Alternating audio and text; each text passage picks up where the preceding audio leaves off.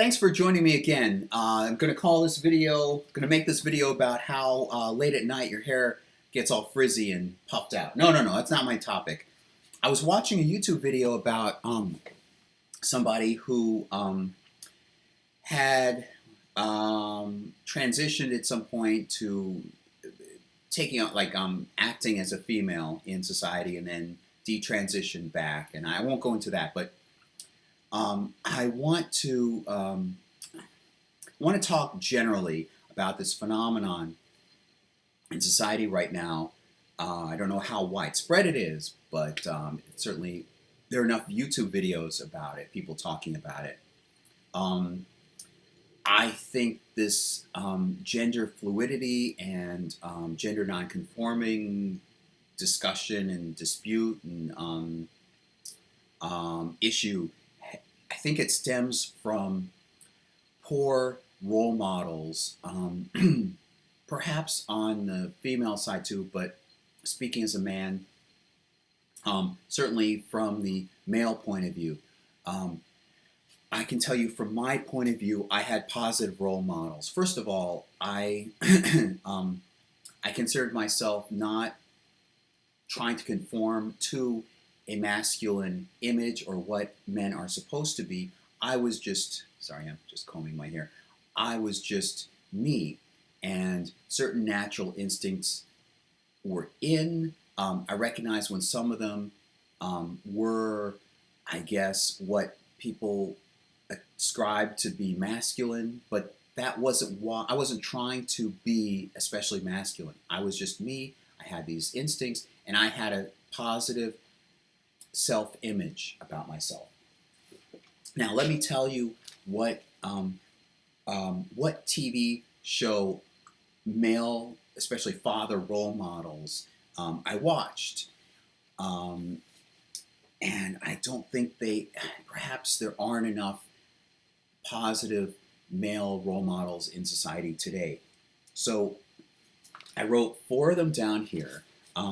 There's James Kirk from Star Trek. These are the ones that I grew up watching. James Kirk in Star Trek.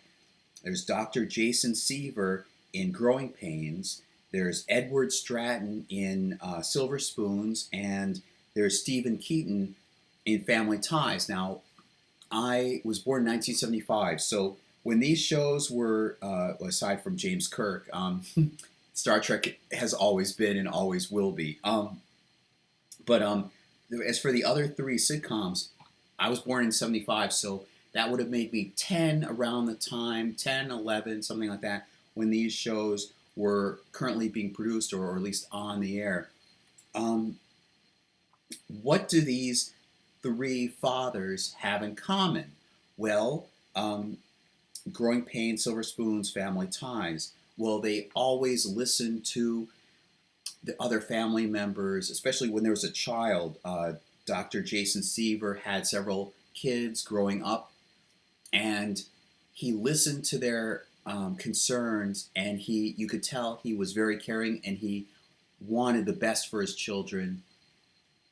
He may have had certain opinions, and of course all the characters each had their own individual opinions, but I didn't see him as particularly aggressive. I didn't see him, they never smoked on TV.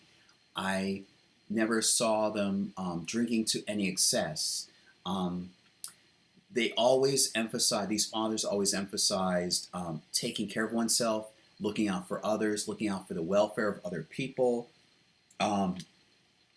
Edward Stratton in Silver Spoons, the premise was that he had grown up in a family, under a wealthy father, so he inherited all this wealth, and he made toys. He was in charge of a toy company, and which shows something about his childhood. The theme of the show was about how he was sort of a kid that never matured or grew up or grew out of these wonderful aspects of being a kid. So then this child of his that he never knew about, I think he never knew about, or he didn't spend time with when the kid was growing up, suddenly shows up and he has to raise this child. Of course, there's Kate, who's the kind of housekeeper slash his secretary at the company, and she sort of takes on a motherly role. But she was never really in actually a motherly role. He was simply the parent role in this child's life, and all three fathers, even Stephen Keaton in Family Ties, were never ashamed to or embarrassed or they were never afraid to confront their own problems or issues. They may have been blind to them, but they were never afraid to admit when they were sorry. They showed compassion towards other characters. James Kirk in Star Trek. I want to go shift now to James Kirk in Star Trek. He was courageous. He was concerned about his fellow crew members. He was jovial. He was happy.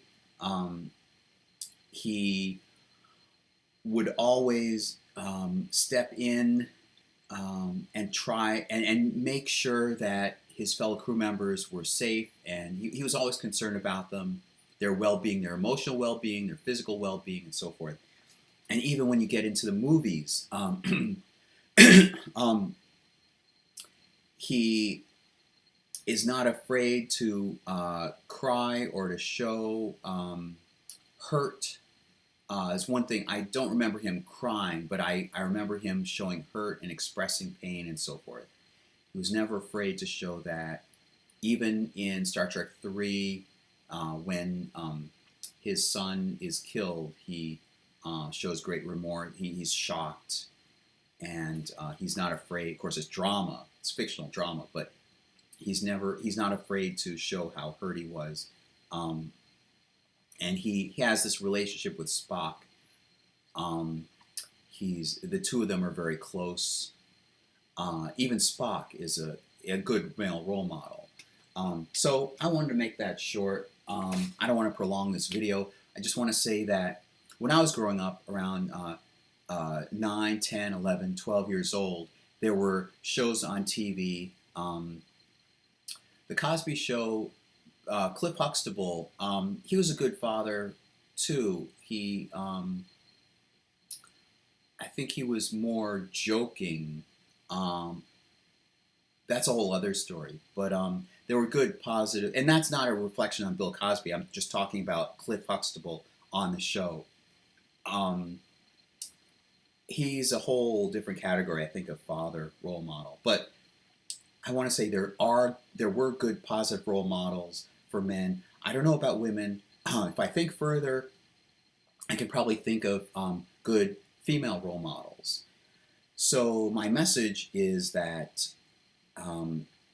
I myself grew up not trying to mimic or comply or fit in with what's expected of me as a man. I was simply myself, and I knew my strengths and my weaknesses, and I grew up watching TV and seeing these positive male role models, and I think that would do a lot for our social, in society, our well-being in terms of this transgenderism. I'm not putting down transgenderism.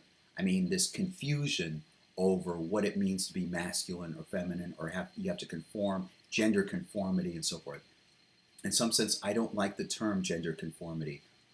I just think that there are some aspects. There are aspects for both men and women. There are good aspects in general, like compassion and caring for other people, and not being afraid to show that you're in pain, reaching out to people for help, and so forth. And then there are probably some aspects of men that are really basically for men, and there are aspects of women that are basically for women. And I guess I'd have to think through to identify what those are. So that's it. Good, positive role models. I wish people would be able to see those shows and see what a healthy male role model is, and there are probably healthy female role models. One is, I think of as Wonder Woman. I can think of others given time. All right, that's it.